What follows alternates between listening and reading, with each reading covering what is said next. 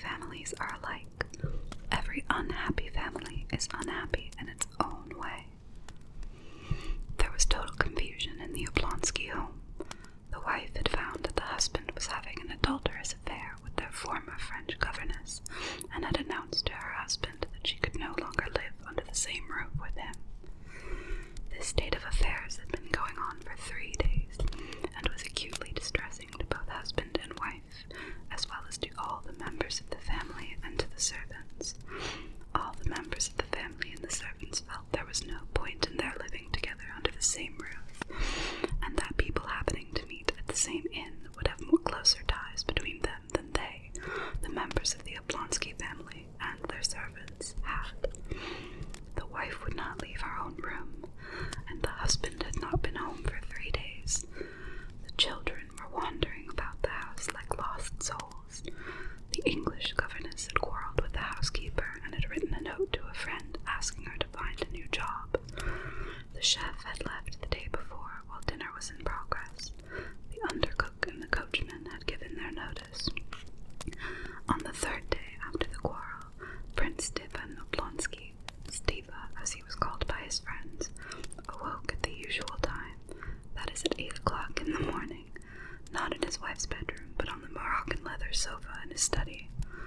He turned his ample, well-groomed body on the springs of the sofa, as if getting ready for another long sleep, clasped the pillow tightly from other side, and pressed his cheek into it.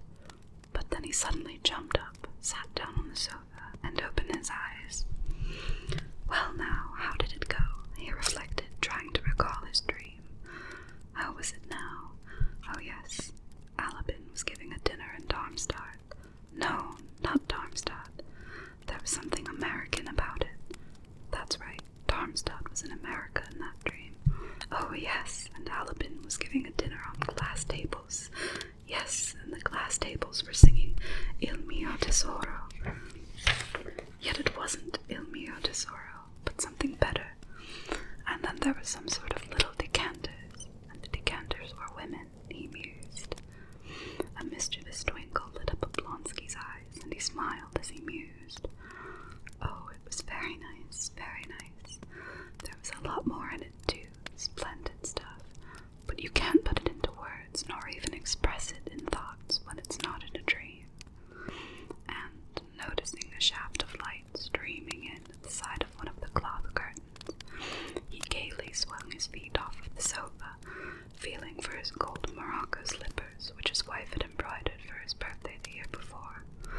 Then, from a habit of 9 years standing, he did not bother to get up, but stretched out his hand to the place where, in his bedroom, his dressing gown hung.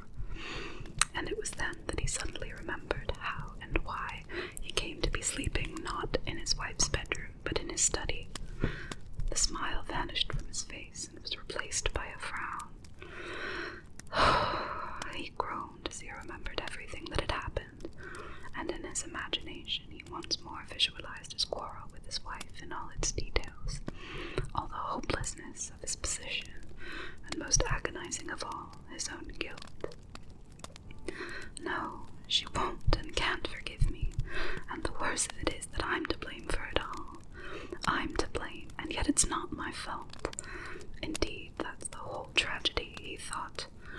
Oh, oh, oh, he repeated in despair, recalling what for him had been the most painful impressions of the quarrel. Most unpleasant of all had been that first moment when, returning from the theatre, gay and pleased with life, with a huge pear in his hand for his wife, he had not found her in the drawing room, to his astonishment. He had not found her in the study either, and finally saw her in the bedroom, holding in her hand the wretched note which revealed everything. Dolly, the perpetually busy and preoccupied, and not, he thought, very bright Dolly, was sitting motionless with the note in her hand and looking at him with an expression of horror, despair, and fury. "What is this? What is this?" she had asked, pointing to the note. And as is often the case, it was not so much what he had actually done that tormented Oblonsky when he remembered the incident, as the way in which that he had responded to his wife's words. What happened to him at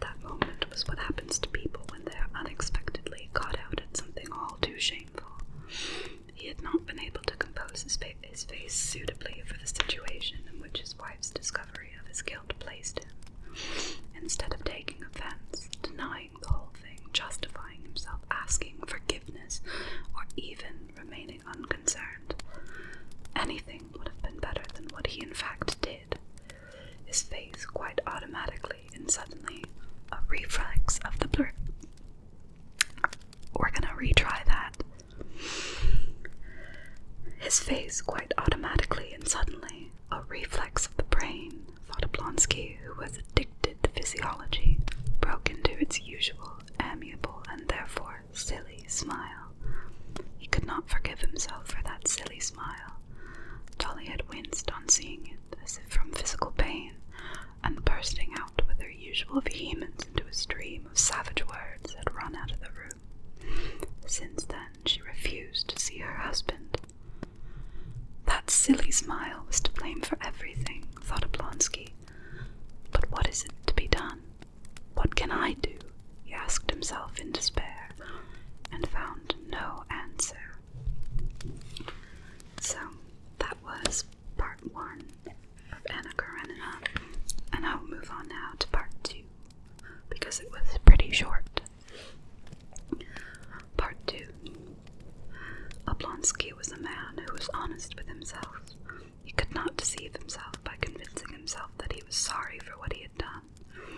He could not now be sorry that he, a handsome, amorous man of 34, was not in love with his wife, who was only a year younger than he was, and the mother of 5 living children and 2 who had died.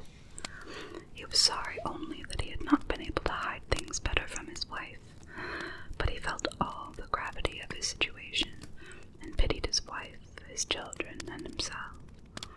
Perhaps he would have contrived to hide his sins better from his wife had he expected this news to have such an effect on her.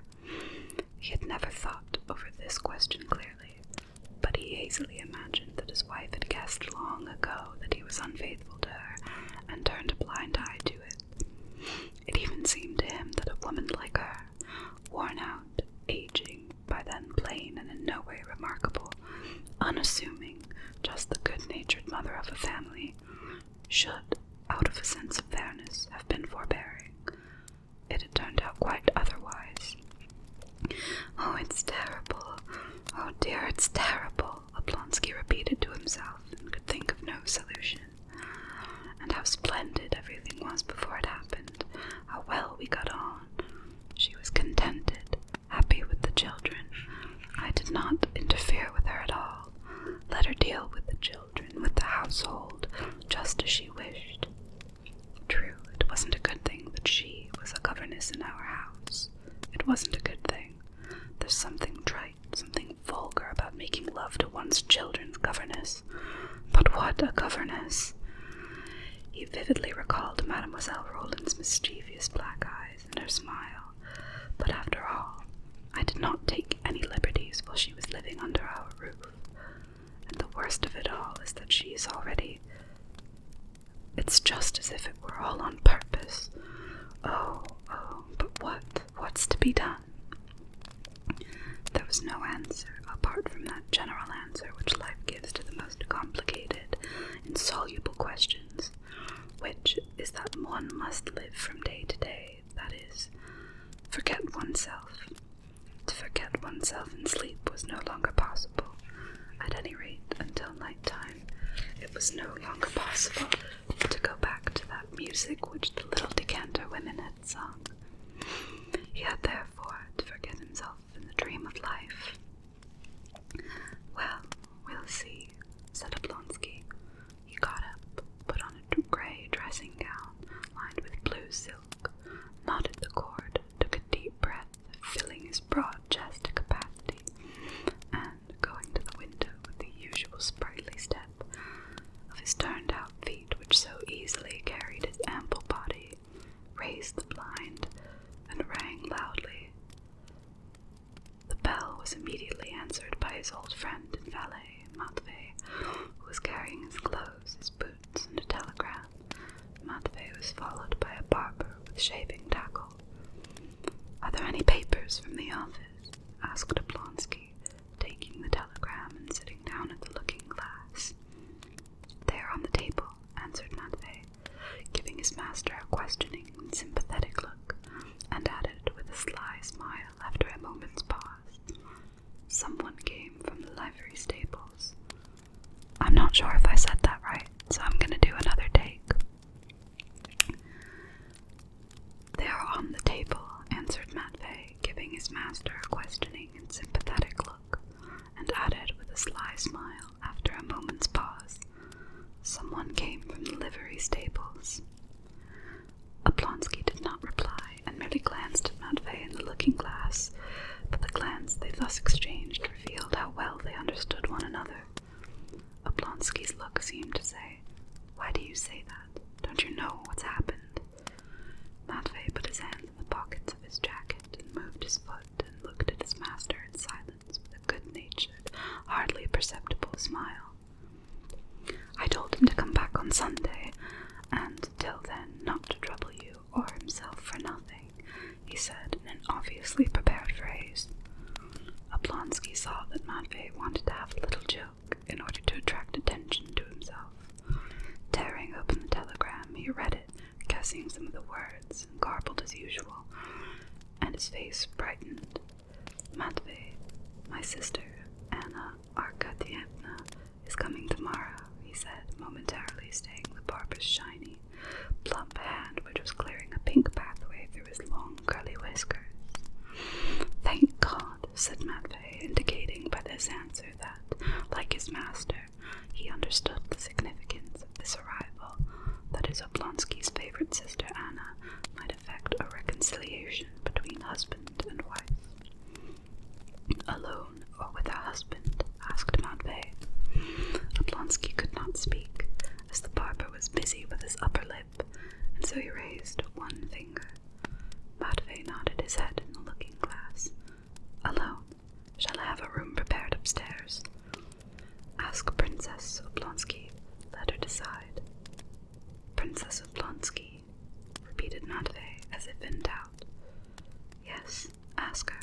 And here, take the telegram to her and see what she says." "Want to play it that way, do you?" Matvey thought to himself, but he only said, "Very good, sir." Oblonsky was already washed and brushed and was about to dress, when Matvey, treading slowly in his squeaky boots, re-entered the room, telegram in hand. The barber had left. "Princess Oblonsky told me to say she was going away. Let him, that is, do what he likes," she said, and he stood staring at his master, head on one side and hands in pockets, with only his eyes laughing. Oblonsky was silent for a moment. Then a kind and rather pathetic smile appeared on his handsome face. Well, Matvey," he said, shaking his head. "Don't worry, sir. It'll sort itself out." "Sort itself out?" "That's right, sir." "You think so?" "Who's that there?" asked Oblonsky, hearing the rustle of a woman's dress outside the door. "It's me, sir," said a firm and pleasant female voice, and the stern, pock-marked face of the nurse Matryona Filomonova was thrust round the door. "Well, what is it, Matryona?" asked Oblonsky, going up to her at the door. Though Oblonsky was entirely in the wrong in regard to his wife, and was himself aware of it, almost everyone in the house, even the nurse, Princess Oblonsky's principal friend, was on his side. "Well, what is it?" he said, dejected. "You go to her, sir, and own up again you're in the wrong. God will help, perhaps. She's suffering ever so. It's a shame to see, and the whole house is upset. You must take pity on the children, sir. Confess you're in the wrong, sir. It can't be helped. If you have your fun." She trailed off. "But she won't see me," Oblonsky replied. "But you do your bit. God is merciful. Pray to God, sir, pray to God." "All right, you can go now," said Oblonsky, suddenly blushing.